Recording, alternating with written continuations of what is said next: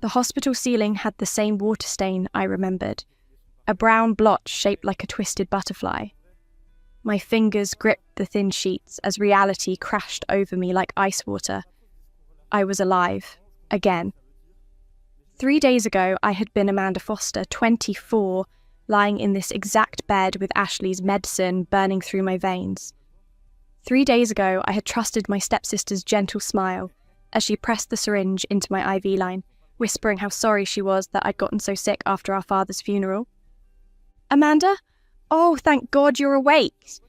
Ashley's voice rang with perfect concern as she rushed to my bedside, her designer heels clicking against the linoleum. Her blonde hair was perfectly curled, her makeup flawless despite the early morning hour. The doctors weren't sure. "Your fever was so high." I stared at her face, the same face that had watched me convulse and die just hours before. But this time, I knew. This time, I remembered everything. "How long was I out?" My voice came out hoarse, exactly as it had before. 2 days. You've been unconscious since the funeral reception." Ashley squeezed my hand, her green eyes glistening with fake tears. "I've been here the whole time. I couldn't bear to lose you too, not after Dad." The same lies, the same performance. In my previous life, I had been so grateful for her devotion, so touched that my stepsister cared enough to stay by my bedside. I had never questioned why I'd gotten sick so suddenly, or why Ashley had been the one to find me collapsed in the kitchen. "The inheritance," I whispered, letting my voice trail off as if I was still confused. Ashley's grip tightened almost imperceptibly. "Don't worry about that now. You need to rest and recover. There's plenty of time to sort through Dad's affairs later." But there wouldn't be. In my previous life, I had died 3 days after this conversation, never knowing that Ashley had forged documents to steal my half of Father's $20 million estate. Never knowing that she had already purchased her dream mansion with money that should have been mine. Never knowing about the 7 bodies buried beneath her new home's marble floors. The memory hit me like a physical blow, not from my previous life, but from something deeper. A voice in the darkness between death and rebirth, ancient and knowing. She has done this before, 7 times before. You are not her first victim, Amanda Foster. I should call the doctor, Ashley said, already reaching for the call button. They'll want to run more tests. No. I caught her wrist, feeling how cold her skin was. I'm feeling better, much better. Actually, I think I'd like to go home soon. Ashley's smile flickered just for a microsecond. She had been planning to keep me weak and bedridden for another day, long enough to finish transferring the assets. Are you sure? You gave us such a scare. I'm sure. I met her eyes directly, seeing the calculation behind her concern. You've been so good to me, Ashley. I don't know what I would do without you. The relief that washed over her features was almost comical. She thought she had won again. Over the next hour, I played my role perfectly. The grateful, trusting stepsister. Weak, but recovering. I asked about the funeral arrangements I had supposedly missed, nodded along as Ashley recounted her fabricated vigil by my bedside, and even thanked her for handling all the paperwork while I was unconscious. But my mind was working frantically. The supernatural knowledge that had come with my rebirth was fragmentary, but clear. Ashley had killed 7 people over the past 5 years. All of them had trusted her. All of them had something she wanted. And all of them were now buried in the basement of the mansion she was planning to buy with my father's money. When the doctor discharged me that afternoon, Ashley insisted on driving me home to the family house where we had both lived since our parents' marriage. She chatted brightly about taking care of me, making sure I ate properly, helping me through my grief. "Oh, I almost forgot," she said as we pulled into the driveway. "I found the most amazing property yesterday. It's been my dream home for years, and it just came on the market. I was thinking, after everything settles, maybe I should make an offer. My blood went cold. It was starting exactly as before. A new house? I asked, injecting just the right amount of weak curiosity into my voice. It's this gorgeous estate on Millbrook Drive. You know, where all those tech executives live. 22 rooms, marble floors, a wine cellar, guest quarters. Her eyes were practically glowing. I'd love to show it to you once you're feeling stronger. The same house, the same excitement, the same trap. But this time, I would be ready. That night, alone in my childhood bedroom, I sat at my laptop researching everything I could find about 1247 Millbrook Drive. The public record showed it had been sold and resold 6 times in the past 5 years, an unusually high turnover rate for such an expensive property. Each previous owner had lived there less than a year before disappearing or dying under mysterious circumstances. The current seller was listed as Estate of Rebecca Martinez. I found Rebecca's obituary from 3 months ago. Beloved daughter and successful entrepreneur, found deceased in her home from apparent natural causes. No family survivors. No family survivors. Just like the others, I was willing to bet. My phone buzzed with a text from Ashley. Feeling better? I made an offer on the house. So excited to show you around once the papers are signed. You're going to love it. I stared at the message for a long time before typing back. That's wonderful. I can't wait to see it. She had no idea that I already knew exactly what was beneath those beautiful marble floors. 7 bodies, 7 victims who had trusted Ashley the same way I once had. But this time would be different. This time, I would let her show off her dream mansion. I would smile and compliment the decor and admire the expensive furnishings. I would even help her celebrate her new home. And then, when she least expected it, I would make sure the police discovered exactly what lay buried in her basement. After all, what was the point of being reborn if you didn't use the advantage? Ashley wanted to show off her new mansion? Perfect. Let her dig her own grave. 2 weeks passed in careful performance. I played the recovering invalid perfectly, grateful for Ashley's attention, slowly regaining my strength, showing just enough grief over father's death to seem normal. Meanwhile, Ashley busied herself with legal paperwork and house preparations, her excitement growing each day. The closing is tomorrow, she announced over breakfast, practically bouncing in her chair. I can't believe it's finally happening. My dream home. I'm so happy for you, I said, stirring honey into my tea. You deserve something beautiful after everything we've been through. Ashley's smile was radiant. You're the best sister ever, Amanda.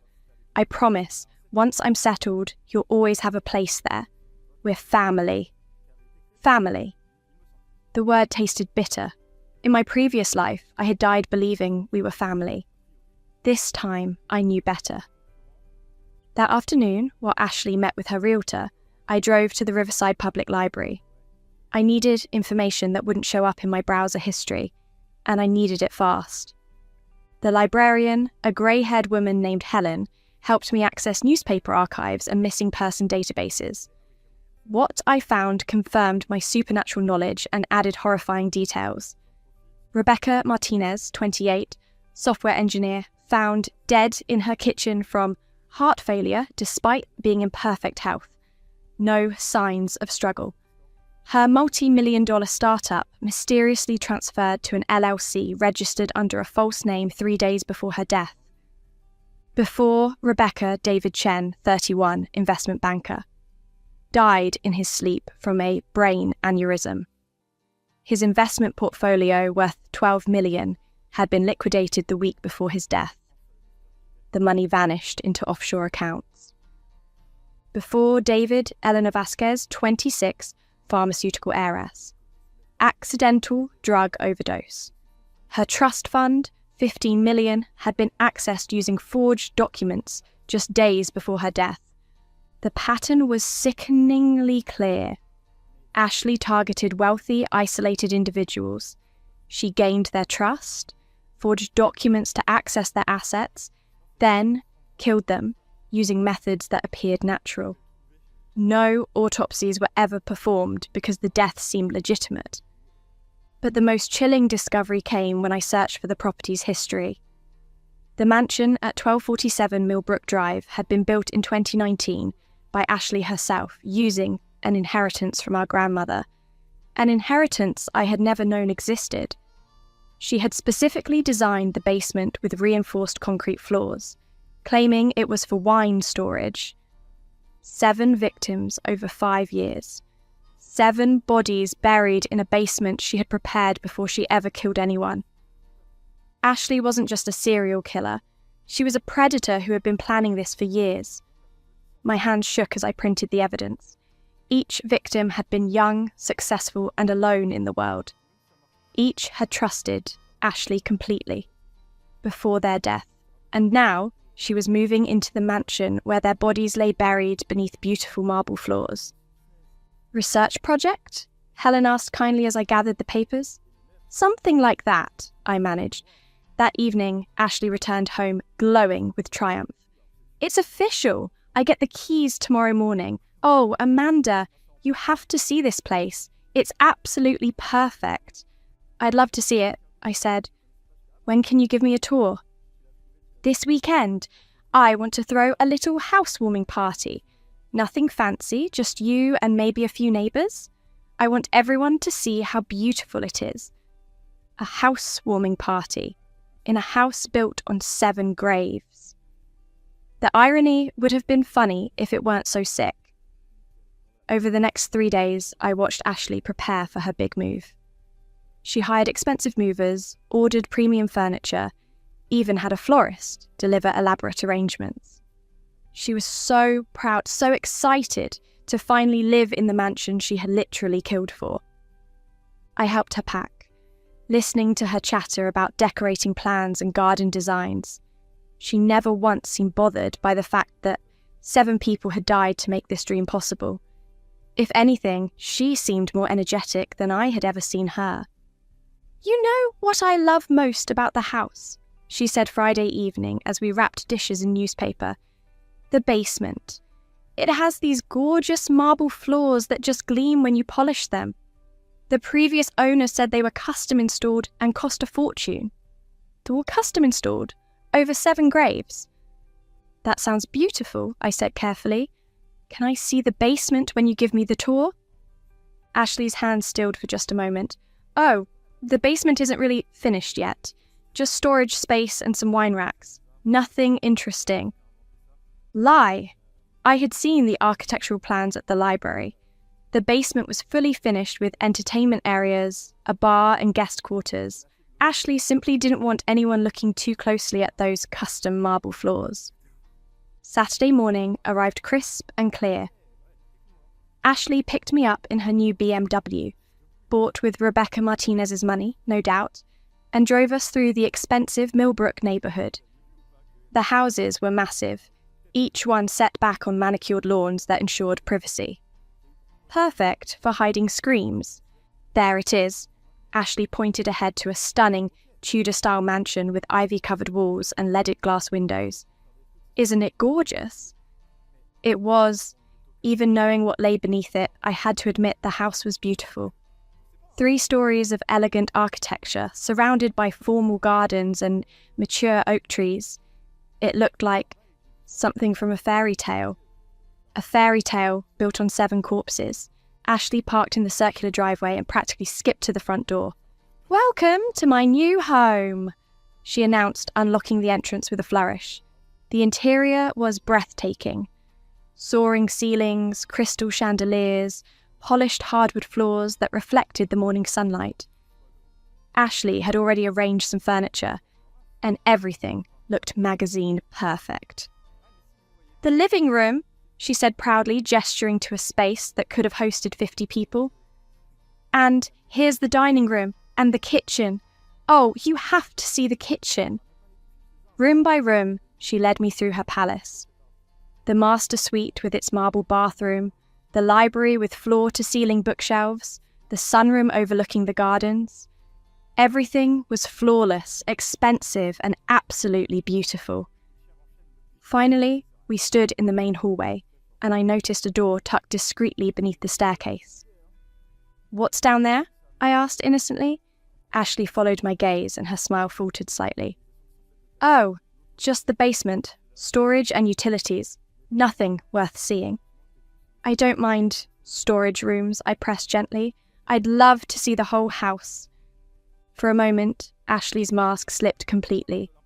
Her green eyes went cold and calculating, and I saw the killer underneath the sister facade. Then she smiled again, but it didn't reach her eyes.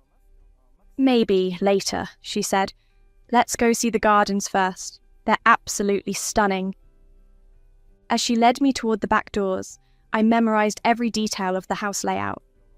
The basement door's location, the fact that Ashley was clearly nervous about it, the way her whole demeanour changed when I showed interest in the lower level. She was proud of her beautiful mansion, eager to show off every room and expensive detail, but she would never willingly let anyone see what lay beneath those custom marble floors. Which was exactly why I was going to make sure the police saw them very soon. The housewarming party was scheduled for the following Saturday. Ashley spent the entire week obsessing over every detail: catering, decorations, guest list.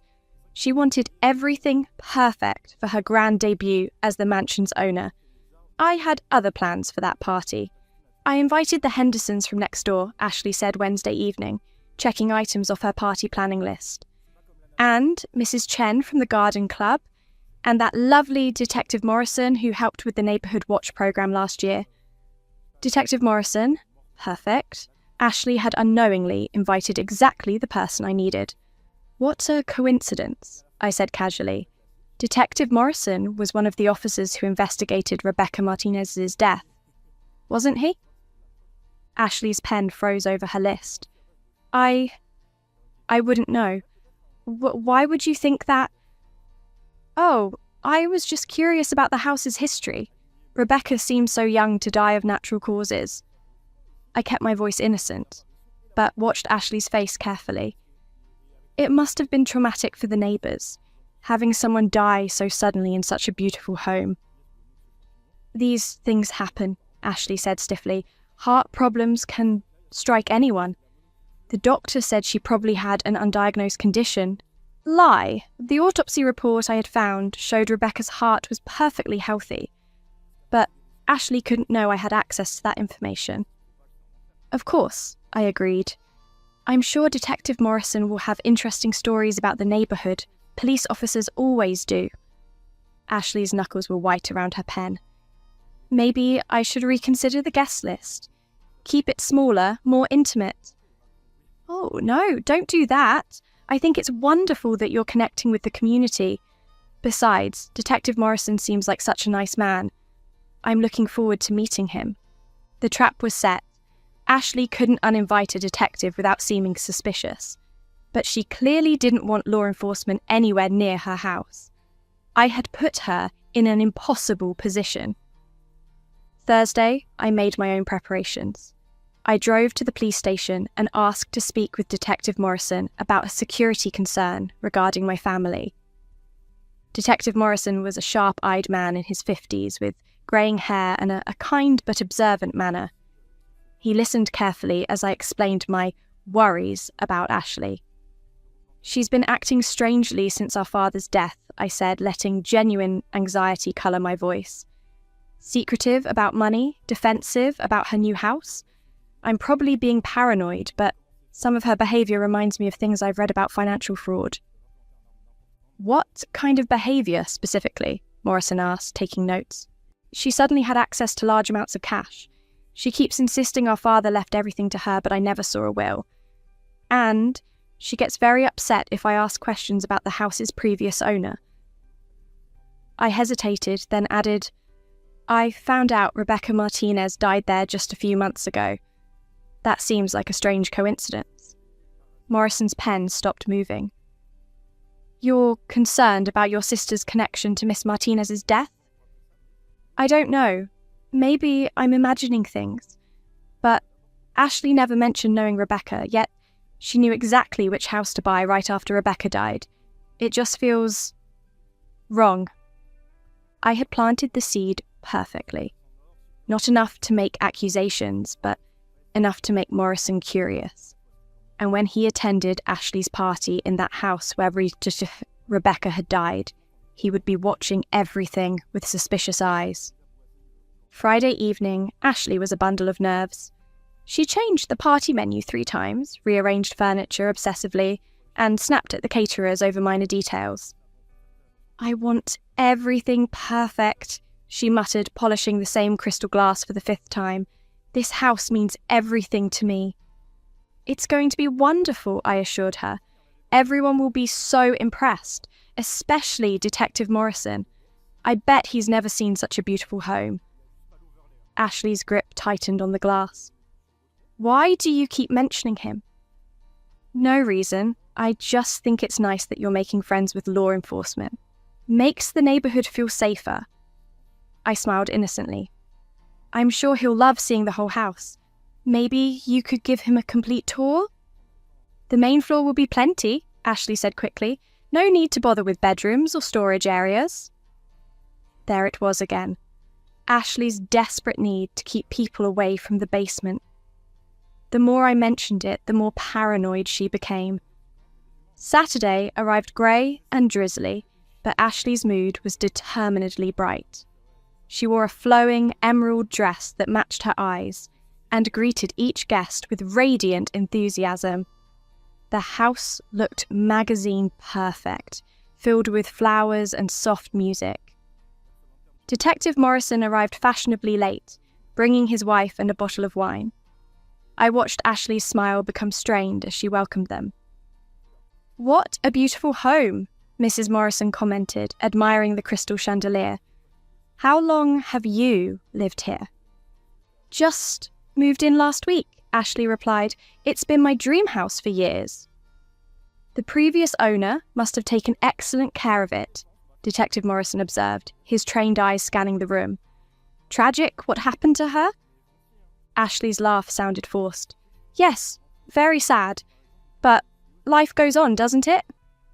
I drifted over to join their conversation. "Detective Morrison, Ashley was just telling me how she's been interested in this house for a long time. Isn't that remarkable? She knew exactly what she wanted." "How long had you been watching the property?" Morrison asked casually. Ashley's face flushed. I just drove through the neighborhood sometimes. Window shopping, you know?" "Of course. Must have been quite a shock when it suddenly became available." Morrison's tone remained friendly, but I could see him filing away Ashley's nervous responses. As the party continued, I made sure to steer conversations toward the house's history, Rebecca's death, and Ashley's remarkable luck in purchasing her dream home so quickly. Each topic made Ashley more agitated, her answers more evasive. The turning point came when Mrs. Henderson, the elderly neighbour, mentioned seeing Ashley's moving trucks at the house weeks before Rebecca's death. "I remember thinking how strange it was," Mrs. Henderson said innocently. "All those contractors working in the basement, but Rebecca told me she hadn't hired anyone." The colour drained from Ashley's face. "You must be mistaken. I only bought the house last week." "Oh, no, dear, I'm quite sure. It was definitely your trucks. I remember the green logo. They were there for days, working on something in the lower level." Detective Morrison's eyes sharpened. "Basement renovations? That's unusual for a house that was already finished." "I think you're confused," Ashley said desperately. "Maybe it was someone else's." "No confusion at all," Mrs. Henderson continued cheerfully. "I even complimented you on the lovely flowers you brought Rebecca. Such a thoughtful gesture, especially since she passed away the next day." Perfect. Mrs. Henderson had just placed Ashley at the scene immediately before Rebecca's death, with evidence of basement work that Ashley had no legitimate reason to be doing. Detective Morrison was no longer making polite conversation. He was interrogating a suspect. "Miss Foster," he said quietly, "I think we need to have a more detailed conversation about your relationship with Rebecca Martinez." Ashley's composure finally cracked. I don't know what you're implying, but I don't have to answer any questions without a lawyer. The party had gone completely silent.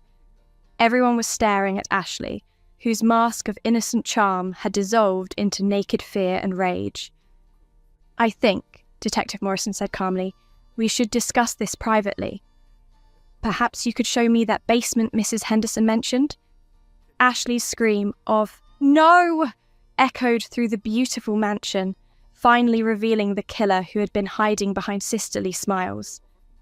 The trap had sprung perfectly. Ashley's own pride in her dream house had become the stage for her downfall. Ashley's scream still echoed through the mansion as Detective Morrison spoke into his radio, calling for backup and crime scene investigators. The party guests huddled together in shocked whispers, unable to comprehend how the elegant evening had transformed into a nightmare. "You can't do this!" Ashley shrieked, backing toward the basement door. "This is my house, my dream home. You have no right." "Actually, I have every right," Morrison said calmly, advancing toward her.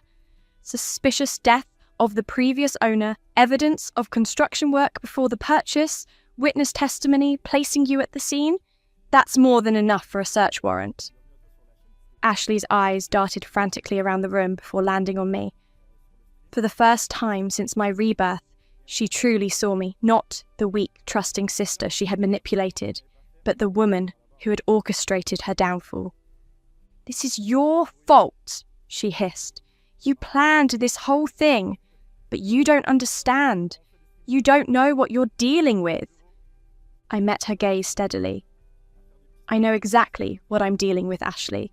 I know about Rebecca Martinez. I know about David Chen and Elena Vasquez. I know about all 7 of them." Her face went ashen. "That's impossible. You can't know." 7 bodies, Ashley. 7 people who trusted you just like I did. 7 murders you thought you had gotten away with.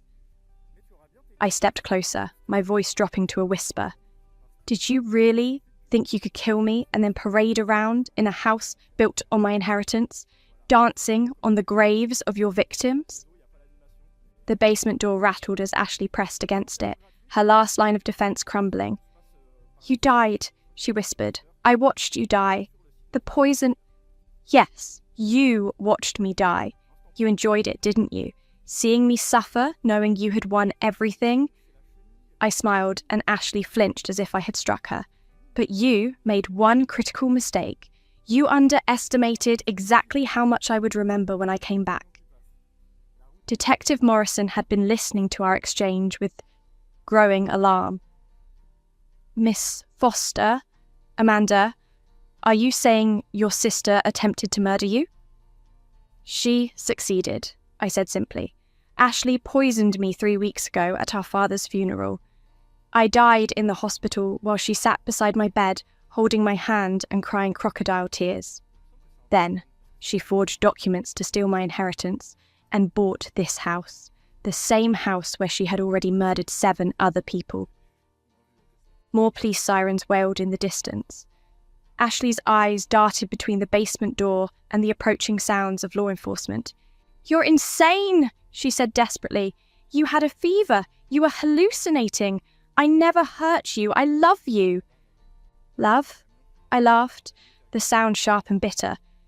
"You mean the way you loved Rebecca when you brought her flowers the day before you killed her? The way you loved David when you convinced him to change his will?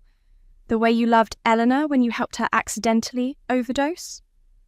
Detective Morrison was already on his radio again, requesting immediate coroner assistance and additional units. "Mum, I need you to step away from that door." "No!"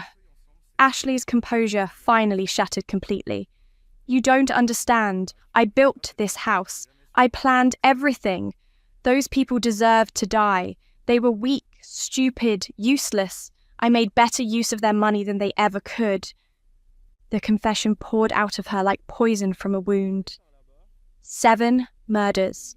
7 calculated, premeditated kills spanning 5 years. The basement specifically designed to hide bodies. The inheritance frauds. Even her marriage to my father had been part of the plan, a way to gain access to wealthy social circles and identify her next targets. "I am brilliant," she screamed as the police surrounded her. "I created the perfect crime. No one suspected because you had never faced someone who knew your future," I interrupted.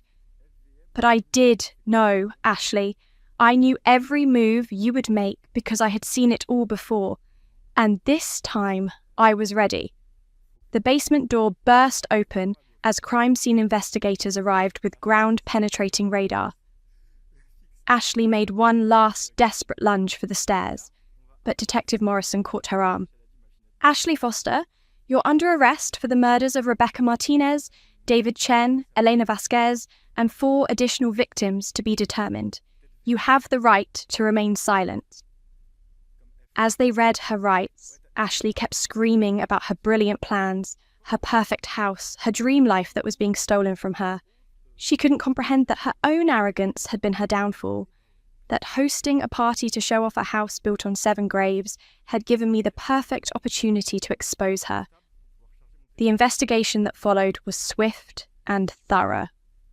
Ground-penetrating radar confirmed 7 burial sites beneath the basement's marble floors. Forensic accountants traced the money trail, connecting Ashley to each victim. DNA evidence linked her to multiple crime scenes.